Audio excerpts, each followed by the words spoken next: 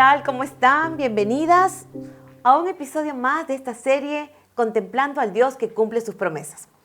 La semana pasada terminamos de estudiar la vida del rey David. Tú debes recordar que hablamos de un hombre conforme al corazón de Dios, pero que en algún episodio de su vida también pecó contra Dios de una manera significativa. Tú recuerdas que contamos un poco ese episodio donde él decide adulterar con una mujer casada, luego se convierte en un asesino, porque él es el que mandó a matar al esposo de Betsabé. Era Urías, uno que estaba en el campo de batalla, y hizo que lo pusieran al frente justamente para que lo mataran. Eso fue lo que hizo David. Y uno diría, ¿cómo es posible que un hombre conforme al corazón de Dios pudiera hacer algo tan perverso y tan malvado, verdad?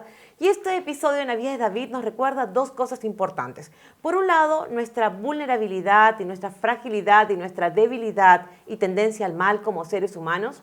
Pero por otro lado también nos muestra la misericordia de Dios y la fidelidad de Dios al dar nuevas oportunidades a aquellos que se arrepienten de verdad. Y esto es algo que podemos realmente atesorar en nuestros corazones, ¿verdad? Y así terminó el libro de Samuel la semana pasada y hoy estamos empezando a estudiar el libro de Primera de Reyes.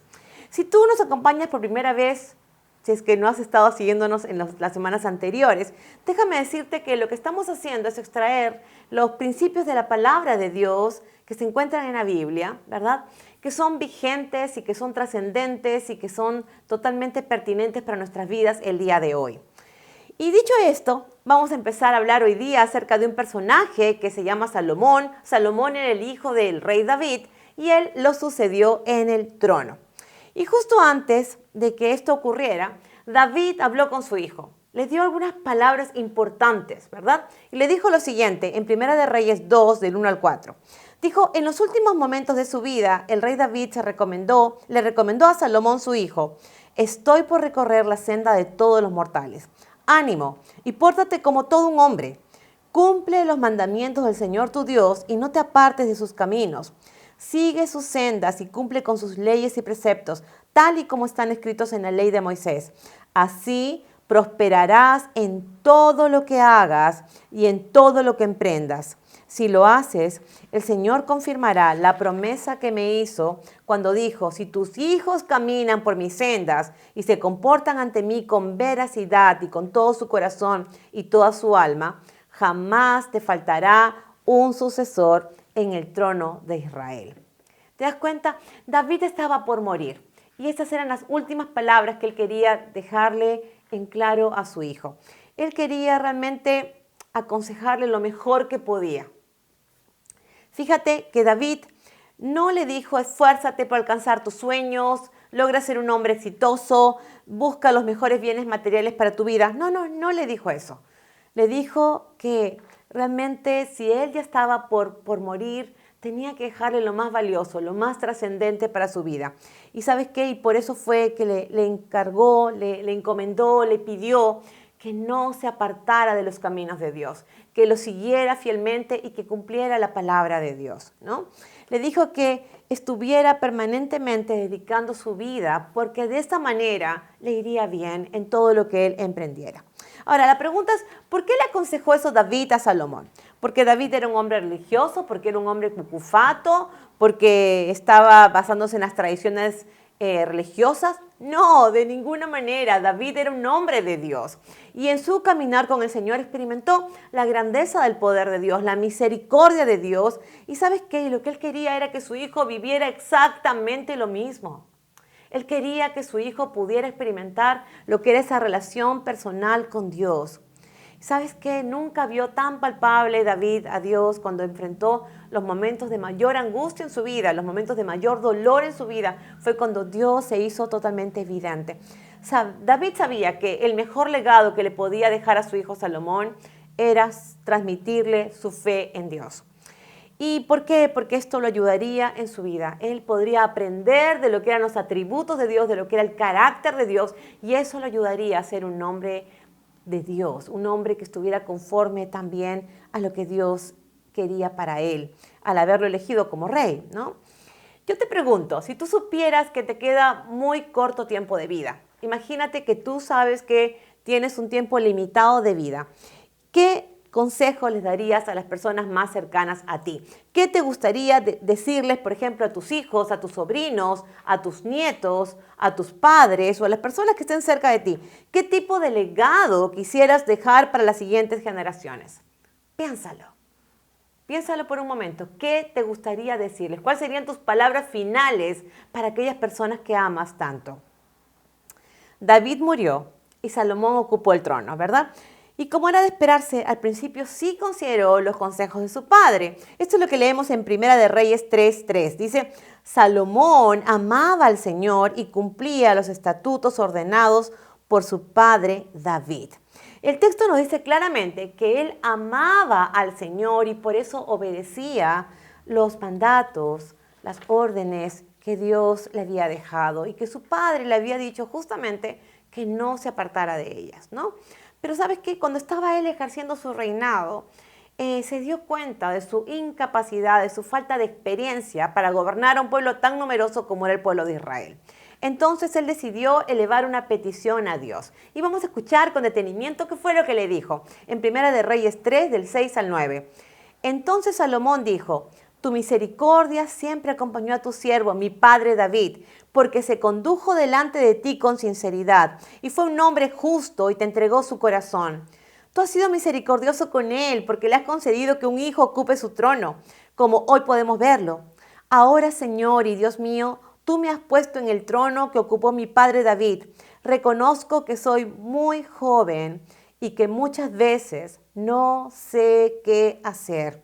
Este siervo tuyo se halla en medio del pueblo que tú escogiste y que es tan numeroso que es imposible contarlo. Yo te pido que me des un corazón con mucho entendimiento para gobernar a tu pueblo y para discernir entre lo bueno y lo malo.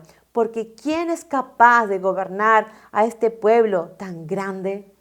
¿Qué tal la oración de Salomón, verdad? Se humilló ante la presencia de Dios, reconociendo su incapacidad, reconociendo su falta de experiencia. Y él sabía que Dios había mostrado misericordia con su padre David. Por eso es que empieza la oración diciendo, tú has mostrado misericordia con mi padre. Extiéndemela también a mí. Y lo lindo es que le pidió un corazón entendido, le pidió discernimiento para saber escoger entre lo que era bueno y lo que era malo, ¿verdad? Eso le estaba pidiendo. Pudo haberle pedido muchas cosas, pero no pidió nada material. Le pidió algo que por sus propios medios, por sus propias fuerzas no podía conseguirlo y que sabía que solo Dios se lo podía dar, entendimiento y sabiduría. La pregunta es, cuando estás frente a una situación difícil, ¿cómo reaccionas? ¿Qué sueles hacer? ¿Dónde buscas ayuda o consejo? ¿Dónde lo haces? Fíjate, Salomón se sentía totalmente incapaz. Sabía que el único que podía darle aquellos recursos que él necesitaba para gobernar y para tomar decisiones adecuadas era en Dios.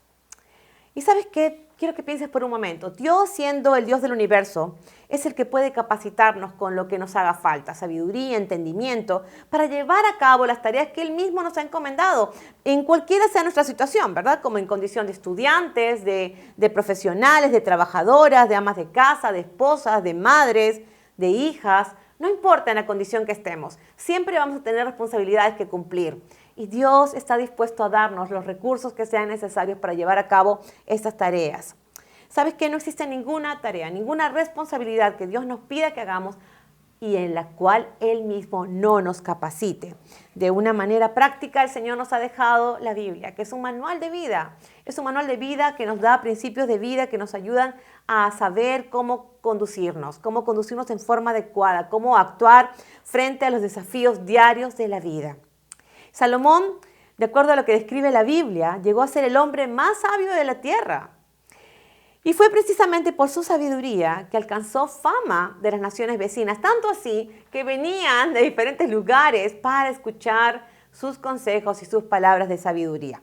Y querían aprender de Salomón, por supuesto. Mira, lo leemos en Primera de Reyes 4, 29 y 34. Y dice, el Señor concedió a Salomón mucha sabiduría y prudencia y lo dotó de un gran corazón, vasto como la arena del mar, para comprenderlo todo.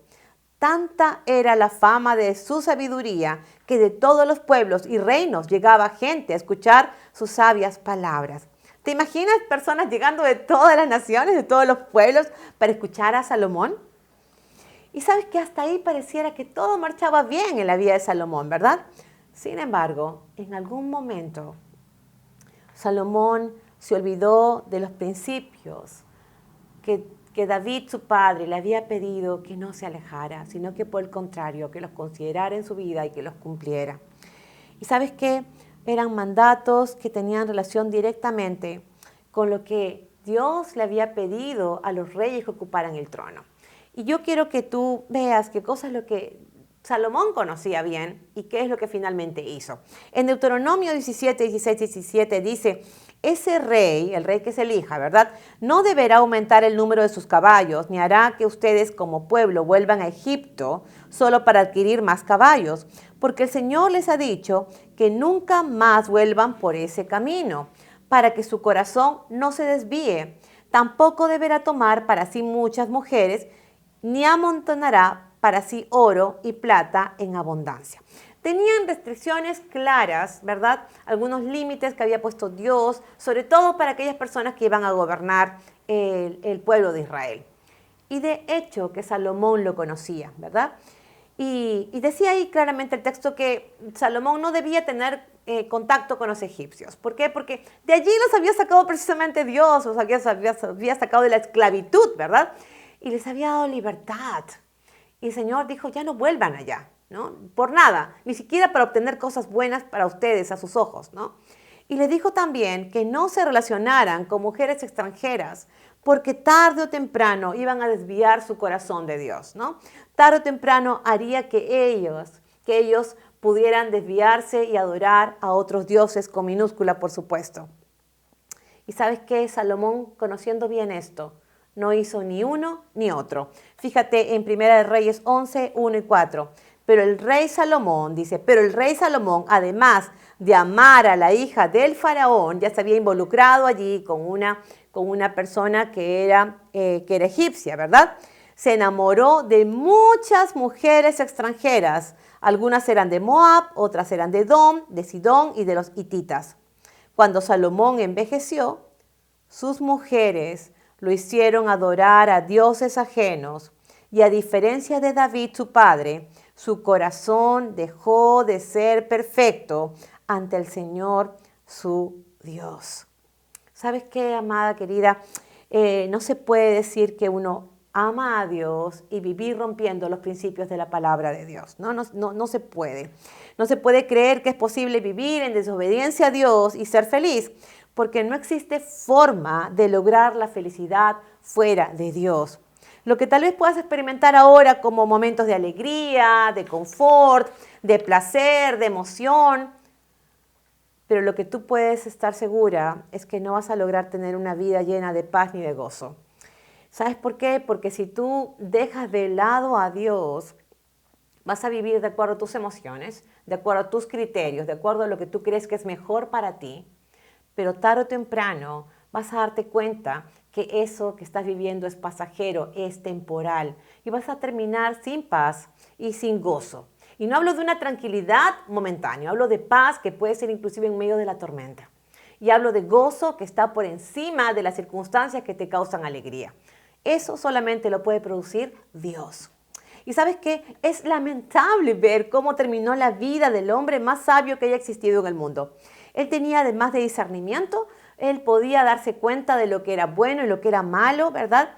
Pero ¿sabes qué? Él quiso y optó en forma voluntaria por vivir de acuerdo a sus deseos y sus pasiones. Es decir, nadie llevó al rey Salomón a vivir y terminar sus días como los terminó, ¿verdad? Él conocía bien las cosas de Dios y sin embargo él tomó sus propias decisiones en la vida. ¿Sabes que él estuvo demasiado involucrado con las mujeres paganas que desviaron su corazón de Dios? Y al parecer terminó su vida de ese modo. Dice el versículo que leímos recientemente que a diferencia de su padre David, su corazón dejó de ser perfecto. En palabras simples, dejó de tener un corazón íntegro ante los ojos de Dios. Al parecer Salomón, porque no se menciona en la Biblia, no se arrepintió ni volvió a los caminos de Dios. Pero ¿sabes qué? Tú sí puedes hacerlo si deseas. Tú sí puedes hacerlo. Tú puedes dejar de vivir de espaldas a Dios y comenzar una nueva vida en Cristo. Porque ¿sabes qué? Porque Dios, que es el tema de este día, Dios es más grande que tus circunstancias. No sé lo que estés viviendo hoy, pero lo que sí te puedo decir es que Dios es más grande que tus circunstancias. Y lo que puede parecer a tus ojos difícil de dejar o de abandonar, por ejemplo, si te encuentras demasiado involucrado, te sientes atrapada en una relación amorosa de la cual tú eres consciente que no es saludable o que no te conviene. Si no puedes manejar o has perdido el control sobre alguno de tus hijos, si tu matrimonio se está viniendo abajo y no sabes cómo afrontarlo, recuerda por favor que Dios es más grande que tus circunstancias y Él puede ayudarte a lidiar con esos problemas. No significa que vas a dejar de tener problemas, pero sí te puede ayudar a saber cómo enfrentarlos, ¿verdad? Aparentemente Salomón lo tenía todo, porque el Señor en su gracia le había provisto de todo lo que necesitaba y mucho más. Le había dado riquezas, le había dado realmente sabiduría, le había dado bienes, etc. Sin embargo, él se alejó de los caminos de Dios y su vida se vino cuesta abajo. De nada le sirvió todas las posesiones y los bienes que él tenía, porque finalmente terminó adorando a dioses ajenos que esas mujeres extranjeras lo llevaron a hacer, ¿no? ¿Sabes qué? Yo creo que probablemente él pensó que podía amar a Dios y a las mujeres extranjeras con las que se había involucrado sin que pasara nada en su vida. Pero ¿sabes qué? Vivió las consecuencias de sus malas decisiones. Eso es lo que encontramos en Primera de Reyes 11, 11 y 13. Dice, y el Señor dijo a Salomón, ¿por qué has hecho esto y no has guardado mi pacto y mis estatutos que te he ordenado? Ciertamente arrancaré el reino de ti y lo daré a tu siervo. Sin embargo, no lo haré en tus días por amor a tu padre David, sino que lo arrancaré de la mano de tu hijo. Tampoco arrancaré todo el reino, sino que daré una tribu a tu hijo por amor a mi siervo David y por amor a Jerusalén, la cual he escogido. Dijo que el reino se iba a dividir. Pero no lo hizo directamente con Salomón, ¿sabes por qué? Porque Dios había hecho un pacto con David. Por amor a David, su padre, él lo mantuvo en el trono. Pero sí le dijo que su hijo, quien iba a heredar el trono, que era Roboam, en él sí se iba a dar esa división del reino. ¿Y sabes qué? Realmente eso fue lo que pasó. El reino se dividió en dos a causa de estas malas decisiones y del pecado de Salomón. Pero a pesar de todo, Dios cumplió el pacto que había hecho con David. Le había dicho que no iba a faltar heredero en su trono, y así lo hizo Dios. A pesar de nosotros mismos, Dios sigue actuando, ¿verdad? ¿Y sabes qué? Porque Dios es un Dios que cumple sus promesas. Dios es un Dios que es más grande que las circunstancias. De eso estamos hablando hoy. Y creo que tenemos mucho que aprender de Salomón y de estos personajes que hemos venido hablando a lo largo de la historia de la Biblia. ¿Sabes qué? Déjame decirte algo. Tú te engañas si crees que puedes amar a Dios y al mismo tiempo vivir amando las cosas que desagradan a Dios. Te engañas si crees que puedes tomar los principios de la palabra que concuerdan con tus propios intereses y dejar aquellos, obviar aquellos que no quieres obedecer porque sencillamente no van de acuerdo a lo que tú quieres hacer en tu vida. ¿Sabes qué? No se puede amar con la misma intensidad, seriedad y responsabilidad dos cosas que se oponen en la vida. ¿Se entiende? No puedes amar con la misma intensidad, con la misma responsabilidad, dos cosas que se oponen en la vida, porque tarde o temprano un amor terminará desplazando al otro. ¿Te das cuenta? Vamos a leer lo que dice Juan y Santiago al respecto, acerca de esa lucha de amores que pueden haber en el corazón de un ser humano, ¿no? Primera de Juan 2, 15 y 17 dice lo siguiente. No amen al mundo ni las cosas que están en el mundo. Si alguno ama al mundo, el amor del Padre no está en él, porque todo lo que hay en el mundo, es decir, los deseos de la carne, los deseos de los ojos y la vanagloria de la vida, no proviene del Padre, sino del mundo. El mundo y sus deseos pasan, pero el que hace la voluntad de Dios permanece para siempre. Y sabes que cuando amamos más las cosas del mundo, nos convertimos enemigas de Dios. No lo digo yo, por supuesto, y lo dice la misma palabra de Dios. En Santiago 4:4 dice, ¿no saben que la amistad con el mundo es enemistad con Dios? Todo aquel que quiere ser amigo del mundo se declara enemigo de Dios. ¿Sabes que al final de cuentas, si tú te fijas, es una lucha entre lo que queremos más en la vida? ¿Te das cuenta? Pero lo que sí tenemos en claro es que si amamos el mundo y los deseos de nuestra carne, no estamos amando a Dios. Pero también dice el verso al final de Juan, que esa lucha de amores se convierte en una batalla entre lo temporal y lo eterno. ¿Por qué? Porque dice que este mundo se va a acabar, va a terminar. Y lo que creemos que nos da felicidad hoy también se va a desvanecer. Pero ese amor, ¿sabes qué? Que uno decide poner en el corazón en primer lugar, tiene una repercusión eterna. Porque no termina con nuestra vida terrenal, sino con el lugar donde vamos a pasar nuestra vida por la eternidad después de la muerte. Por eso es que dice aquí el versículo de Juan que acabamos de leer, que, en el anterior decía, el mundo y sus deseos pasan, pero el que hace la voluntad de Dios permanece para siempre. Y está hablando justamente de la vida eterna con Dios y vida eterna sin Dios. ¿Sabes qué? La Biblia lo que nos dice es que las decisiones que tomamos aquí en la tierra tienen una repercusión eterna. Uno no puede simplemente tomar decisiones aquí y pensar que va a terminar todo aquí, porque hay una vida eterna. Y de eso es de lo que estamos hablando, de la repercusión que tienen nuestras decisiones. Nuestra lucha es entre lo temporal y lo eterno. Pero ¿sabes qué? Es importante saber que Dios nos ofrece una vida distinta en Él, una vida con propósito, con sentido y una vida eterna con Él. La Biblia nos dice que si amamos a Dios es porque Dios tomó esa iniciativa, es porque Él nos amó a nosotras primero, es porque su amor incondicional y grande por ti, por mí, por toda la humanidad se hizo manifiesto de una manera preciosa. En 1 Juan 4, 9 y 10 encontramos lo siguiente. En esto se mostró el amor de Dios para con nosotros, en que Dios envió al mundo a su Hijo unigénito para que vivamos por Él. En esto consiste el amor, no en que nosotros hayamos amado a Dios, sino en que Él nos amó a nosotros y envió a su Hijo en propiciación por nuestros pecados. ¿Sabes qué? El amor de Dios es más grande que nuestras circunstancias, es más grande que nuestros pecados, que nuestros errores y que nuestros fracasos. Ese amor se mostró en una forma palpable cuando envió a su Hijo Jesús a morir en la cruz y puso todos los pecados nuestros de la humanidad sobre Él para limpiar nuestras vidas y para darnos la posibilidad de tener una relación con Él, una relación restaurada, que el pecado impide que tengamos, porque nos separa de Dios. Pero Cristo, al llevar nuestros pecados en la cruz sobre sus hombros, ¿sabes qué? Lo que hizo fue darnos esa posibilidad de restaurar esa comunión con Dios. Cristo vino a establecer un antes y un después de Él. Dejar de amar al mundo para empezar a vivir para Dios. O seguir amando al mundo y dejar de amar a Dios.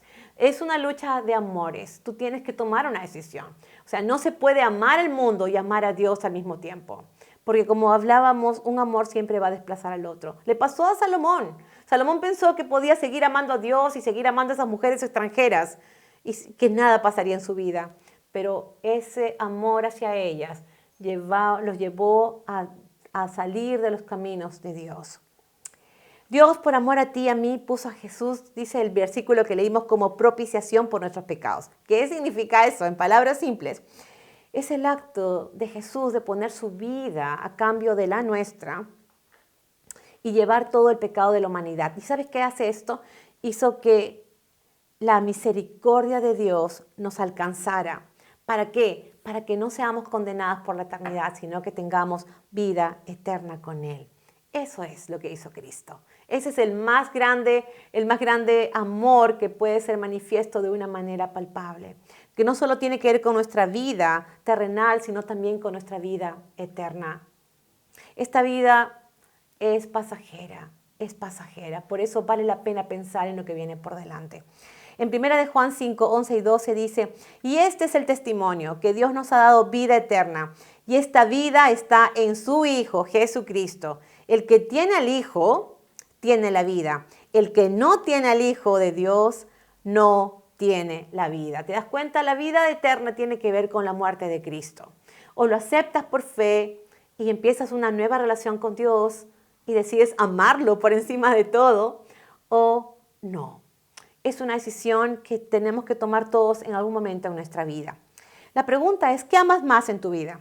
Si no es a Dios, definitivamente estás amando algo más, que puede ser una persona o puede ser un hecho, no sé, puede ser tu trabajo, puede ser tu propia vida, puede ser a alguien, no sé, tu esposo, tus hijos, pero eso que amas más definitivamente está desplazando tu amor a Dios, porque no existe forma de amar de la misma manera ni con la misma intensidad y con la misma responsabilidad dos cosas distintas, ¿no?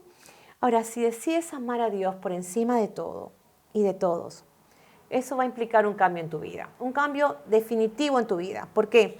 Porque a partir de esa decisión vas a desear amar a Dios y vas a querer obedecer su palabra, pero no porque alguien te lo impone, no porque alguien te dice que tienes que hacerlo, sino porque ese amor que va a venir a inundar tu corazón te va a llevar a querer agradar a Dios, a querer vivir realmente para honrar su nombre, para darle la gloria a Él en todo lo que hagas, como estudiante, como trabajadora, como ama de casa, como mamá, como esposa, como hija. No importa el rol que desempeñes, donde tú estés vas a querer realmente agradar a Dios en todo lo que hagas. Juan 14:15, y con esto voy terminando, dice, si me aman, obedezcan mis mandamientos. Si me aman, obedezcan mis mandamientos. Porque ¿sabes qué? Porque la mayor muestra de amor a Dios es nuestra obediencia a su palabra. No existe otra forma de demostrarle que lo amamos. No es cuántas cosas buenas hacemos por otros, es obedeciendo su palabra. Porque significa que queremos agradarlo a Él por encima de todo y de todos. ¿Qué decides? Es algo personal. Vamos a orar. Señor, quiero darte gracias en esta hora porque podemos ver con mucha claridad en tu palabra que enfrentamos constantemente, Señor, una lucha de amores dentro de nuestro corazón. A veces queremos realmente amarte a ti, agradarte a ti, pero por otro lado, Señor, amamos más las cosas, nuestros deseos, nuestras pasiones. Nos llevan a amar otras cosas, Señor, que muchas veces terminan alejándonos de ti. Y Padre, queremos agradecerte por la vida de Jesús, porque Él es el que hizo posible que nosotros podamos ser limpias en nuestras vidas, Señor, porque Él con su sangre derramada en la cruz nos limpia de todo pecado, de toda nuestra maldad. Y puede hacer, Señor, que dejemos de amar las cosas temporales de este mundo para que te amemos a ti con todo el corazón y por encima de todo. Señor, quiero realmente empezar una nueva vida contigo. Quiero entregarte mi corazón. Quiero que tú me permitas tener dejar de tener este corazón dividido que quiere amar las cosas del mundo y amarte a ti al mismo tiempo y amarte exclusivamente a ti. Ayúdame, Señor, porque yo sola no puedo lograrlo. Te pido, por favor, que tú me perdones y me limpies de todos mis pecados y que me permitas empezar una nueva vida en Cristo. Gracias, porque la vida que tú me das no es solamente aquí en la tierra, sino que también es una vida eterna. Gracias, Señor, por tu palabra. Te entrego todo mi corazón y te pido que tú vengas a ser el Señor de mi vida a partir de hoy, porque te lo pido en Cristo Jesús. Amén y amén. Muy bien, ya hemos terminado este episodio más de esta serie Contemplando al Dios que cumple su promesa. Y si lo permite el Señor, la próxima semana nos veremos con un nuevo tema que hemos titulado Cuando ignoramos las alarmas. Así que si Dios quiere, nos vemos la próxima semana. Cuídate, Dios te bendiga. Chao.